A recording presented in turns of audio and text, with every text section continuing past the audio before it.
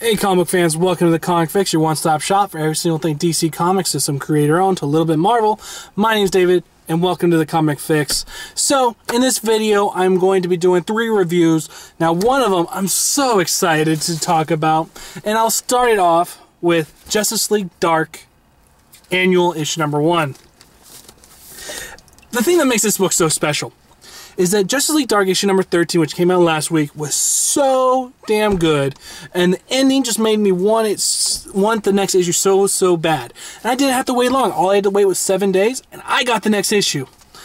And let's start off by talking about Jeff Lemire. Jeff Lemire, he's introducing 2 new characters into the Justice League Dark series. He's introducing Frankenstein, and Jeff Lemire also wrote Frankenstein when the New 52 started in Frankenstein Agent of Shade. And when he did the Frankenstein Agent of Shade, he had a great voice for Frankenstein. And it was very sad to see him go off the book to be on this book. And you notice that the Frankenstein Agent of Shade book was lacking with Jeff Lemire missing. Well, now he's back to writing Frankenstein, and I'm so glad to see it. And you're also getting a new character called Amethyst. The princess, I forget her name, but you get the main character from Amethyst, and she is a badass in this issue, and it's definitely a good push for the Amethyst series. So, and it's Amaya, so good stuff coming from here. The storyline is that the House of Mystery has been destroyed by the House of Secrets. And it's looking hopeless for the Justice League Dark team. I love John Constantine's character in this situation, where everybody's looking like it's dire, but John Constantine always has something up his sleeve to put everything in perspective and in his wheelhouse. So Frankenstein comes in, and I just love the opening parts with him, just being like, hey, Constantine, what the hell happened now? It's just so nice to see Jeff Lemire writing not John Constantine, but writing Frankenstein again. And with Frankenstein, he's not just a brute. He's got this way with his words. He's very poetic. And I love the way he interacts with some of the ladies. He's almost a ladies' man, even though he's like the most ugly man in the world. But just the way he talks to the ladies, yeah, Frankenstein got some moves. And he definitely does put the moves on with Amethyst. I shouldn't call her Amethyst because that's the name of the book. It's Princess Amaya. I just love it when he puts the moves on her. So, the bad guy Nick Necro, he's getting closer and closer to the Book of Magic. And in here, we get a little bit more of his character and who he is. Now, in the 0 issue with Nick Necro, we saw him basically taking Constantine under his wing to show him all the tricks of the trade. And you see that Zatanna was once in love with Nick Necro. And they did have a good relationship, but everything went sour. There was one time where Nick Necro was just getting distant from both Constantine and Zatanna. And with him getting further away from them, emotionally just not talking to him, just being all crazy and going on his own adventures and just doing his own thing. Constantine and Zatanna basically came together and they formed a good relationship, even became lovers at one time.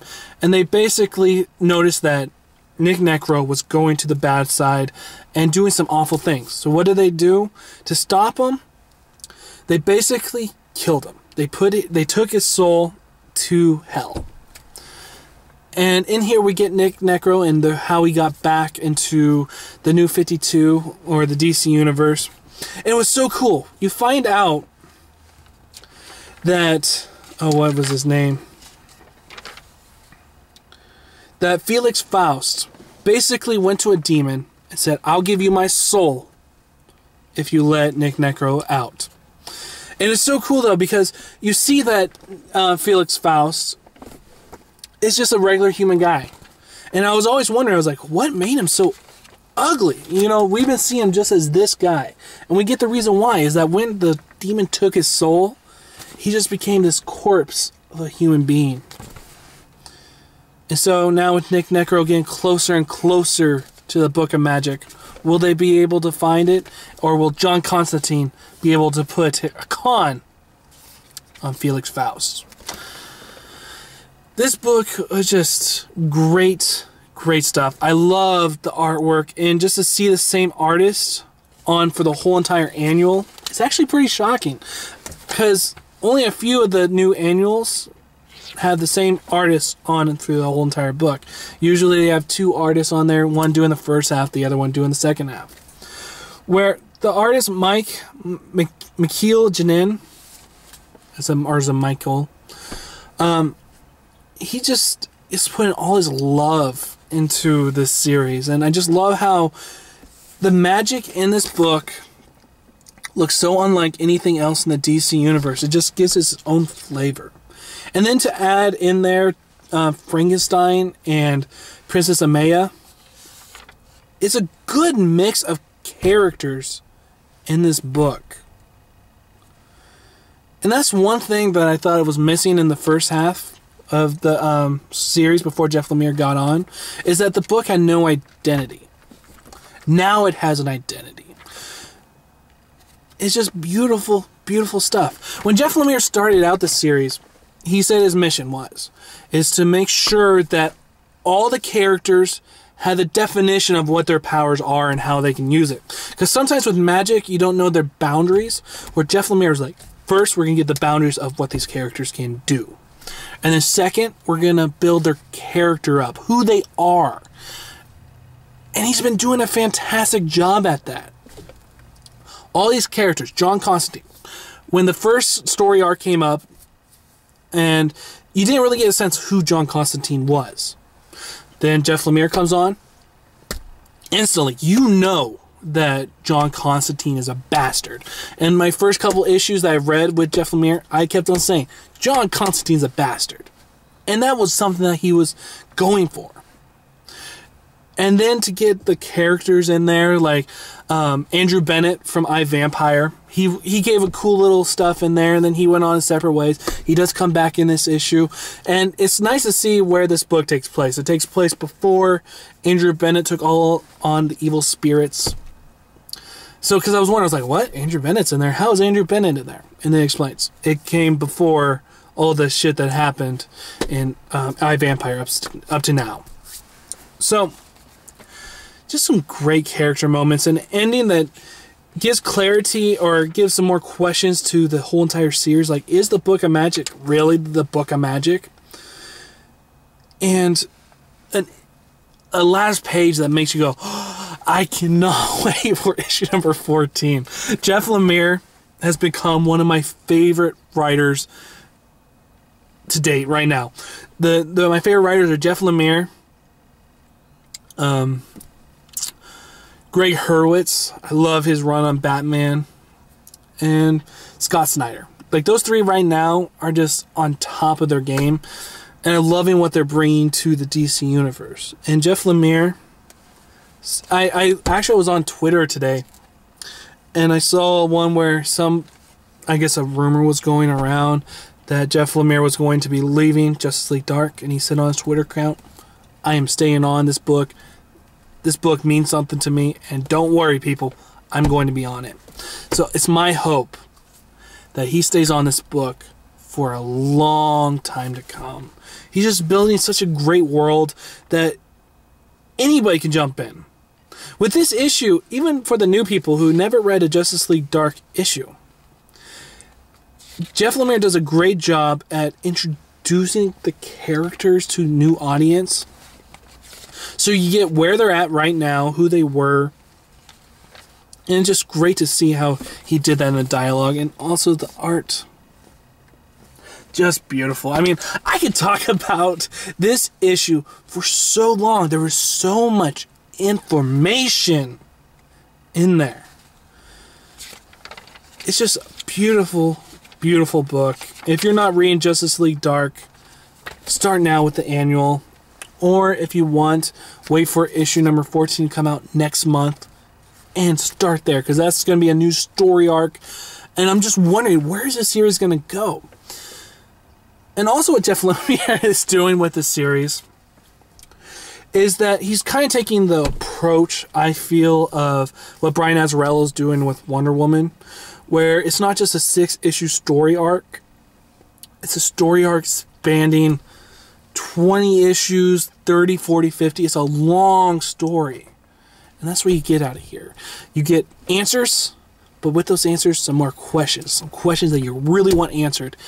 And this book is just amazing, amazing, amazing. Everybody, go and pick this up. See the light. I see the light. Ha. So, Justice League Dark, annual issue number 1. Gives a 5 out of 5. Great artwork, great writing, great character moments, great action. I love this series. This series is actually becoming one of my favorite ones in the whole DC New 52. So the next book I'm going to be talking about is the Batgirl annual issue number 1. So in here we see on the cover a Talon, Catwoman, and Batgirl. Now, going into this book, I didn't see the cover art. I don't try to look at that stuff on the solicits. I expected the annual to be about the Joker and the what's going on with that, which I was really excited for that. And then go into my comic book shop and see, oh, it's about the Night of the Owls. So I was wondering, where does this whole book take place? And this book takes place right after the Court of Owl event. And you got Batgirl. She's basically dealing with the situation. There's so much fires going on in Gotham City, and half of the town is without power. And who is doing these bad deeds? But just regular homeless people. Now, who is putting all these homeless people to do all this evil stuff? Well, you just have to read to find out. So, the great stuff about this issue is, first, the art. The art is very interesting. I just love this splash page. There's so much detail in there. But it's not like, it's more of a computer effects in there. But it works so well for this issue. I mean, just look at this first page. I was just like, holy cow. This is so cool to look at. And it's so different from all the other issues that they've had, or the artists that they have had. And I'm hoping that they keep on with the old artist, because I was really liking the job he was doing. And it was just a good change of pace in this issue. You definitely do get a good sense of Batgirl kicking some ass, which I always love. And there's one thing that Gail Simone's been doing in the series, is that when she has Batgirl in a situation, you definitely tell she's not on top of her game with all the stuff that's been going on with her being in a wheelchair for the longest time. So you do get a good sense that she's kicking ass. And she was even wondering, why am I kicking so much ass? Well, you find out they're homeless people that are doing all this stuff. And there was a time where she hears a baby crying. And when she hears the baby crying, she just looks at the homeless people who are just doing all this evil stuff and says, hey, you guys, stop it. I can't deal with you now. You guys leave, go and save yourself, and I'm going to go help this woman. And I love this scene. The scene was where the mother of the baby, who was just crying, tells Batgirl, save my daughter, and just save my daughter. That's all I want. And I like Batgirl. Batgirl's like, no, we're going to save both of you. And I just love that human element with that mother being like, I'd rather save my baby than myself. And it was just some really cool moments. But then there was one point in there where you see that Catwoman saw everything happening. She's just like, show off. I'm just like, wow, okay. You know, you can definitely tell that Batgirl and Catwoman haven't had as much interactions with each other in the New 52. And it's all about basically their first meeting with each other. And then we get another subplot with the Talon that Catwoman took down in Night of the Owls. You see that this Talon wasn't taken to Blackgate, but taken to the state penitentiary, because I don't know why. I was wondering that. I was like, okay, you know she's a Talon. Supposedly they took all the Talons to Blackgate. Now, why in the world is this Talon at a state penitentiary? you see in there, state penitentiary, how bad this gal has been abused by the officers that are supposedly watching over her, the guards. You really feel for this person. This person cannot talk. All you can see is her eyes, and there's so much emotion in her eyes that's where I just love that point. That you can have a character be so powerful, just emotionally, just through the eyes. So some really, really cool stuff there. I was really liking the character moments with her. And there was a point in there where Commissioner Gordon goes to talk to her, being like, I want to help you, tell me, what we can do to stop the Cordials from ever taking over again. And he brings her a crown box. And just to see the emotional contact with the crown box, which is so cool. It's such a good character moment that this person who cannot talk or, just can hear, but, just is mute. And just to see the happiness that she gets with these crowns, or these Crayola crowns, which is so, so cool. And to see the character moments in there. And then you get to see that Catwoman gets a job to go and basically bring this Talon to her master. That's where the book, I thought, was kind of lacking. I mean, the whole Catwoman Talon part, there's a point in there where the Talon takes the Crayola crowns with her. And she writes on there to tell Catwoman that she doesn't have any family, no friends. And basically what Catwoman does is say, hey, I'll be your friend, do the pinky promise. So there's some good character moments in there. It wasn't great, especially at that point, but there was just something really sweet about it.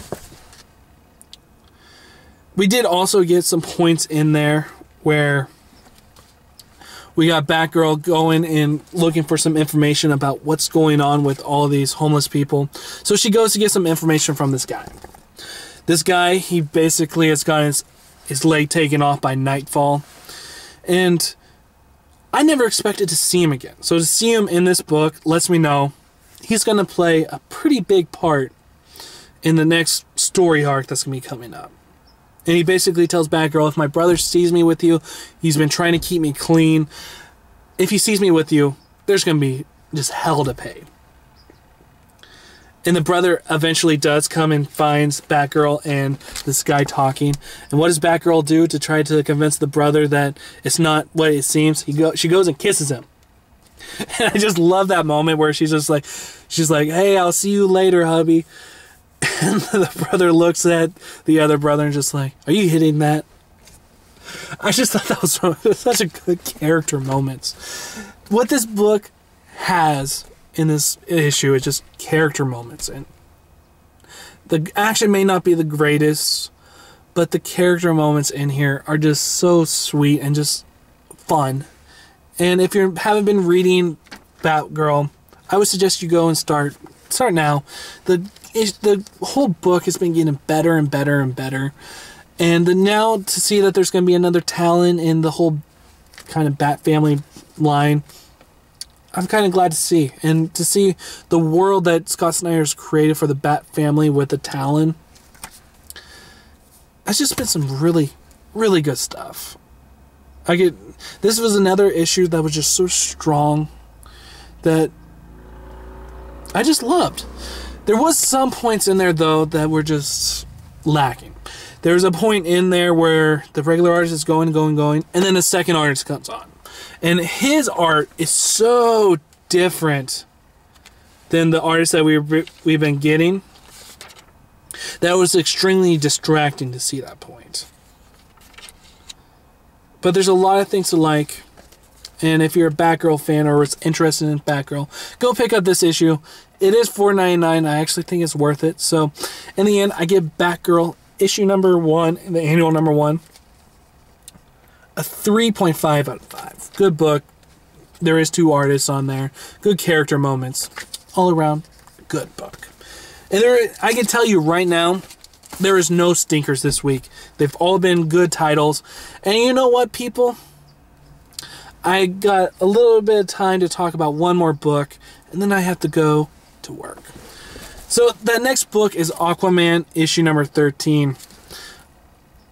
I actually had to go back and read issue number 12 because issue number 13 and issue number 12 have been almost a month and a half until we got issue number 13. We had the Zero issue.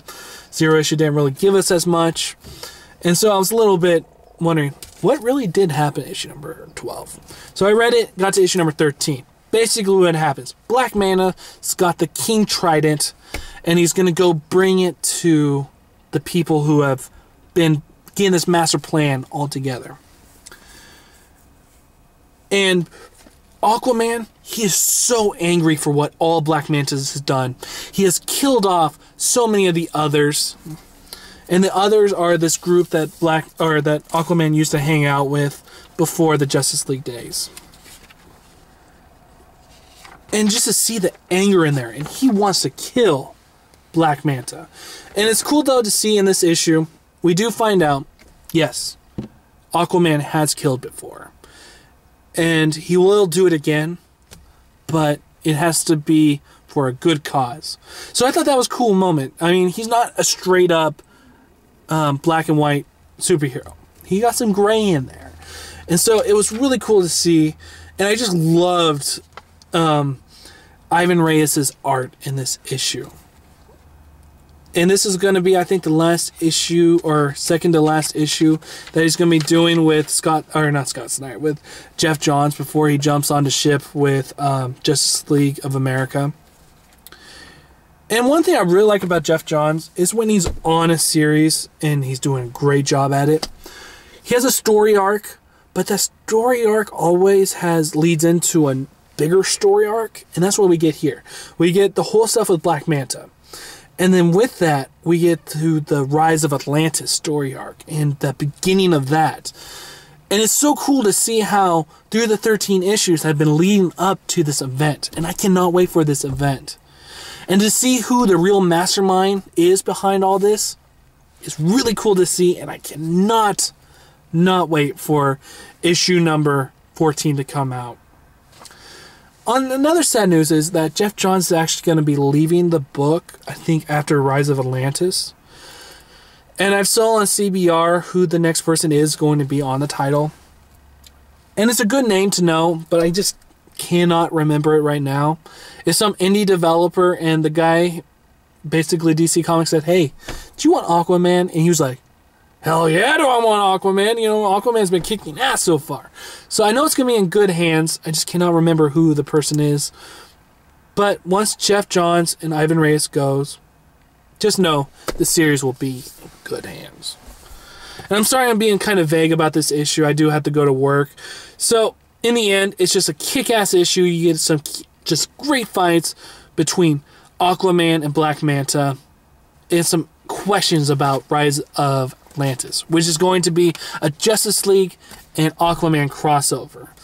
One thing that DC Comics has been trying to do with Aquaman is build him up to be a badass. They have succeeded in my eyes. Aquaman has been one of the best series in the New 52. And I'm just glad to see Aquaman come back and be the character that he is. Let me just see what time it is. Because I got so much to say. Alright, so I got about 5 minutes. So, basically in this issue, we do get some great characters moments between Aquaman and, Aquaman's girlfriend. Oh. And there's a point in there where she's talking to him, and she's basically asking him, "Why didn't you tell me all this stuff about the others and about Black Manta, basically about your past?" And when you're getting these points in there, Aquaman finally breaks down and tells her, "I didn't want you to know about that side of me. That side of me I hate so, so much." And to see his girlfriend's reaction to that, just saying, "I love you no matter what," which is so cool because through this story arc, you have got her questioning everything about Arthur. And it was nice to get that little closure part. And I cannot wait to see what's going to happen next, because I think some bad stuff's going to happen to her. So in the end, Aquaman, issue number 13, gets a 4 out of 5. Great art, cool storyline, great fighting, and good lead up to the next story arc, Rise of Atlantis. I cannot wait for it. So I'm sorry for cutting this video a little short. My name's David. This is the Comic Fix, and I better get back to work before they call me and say, "Where are you?" This is David. See you later.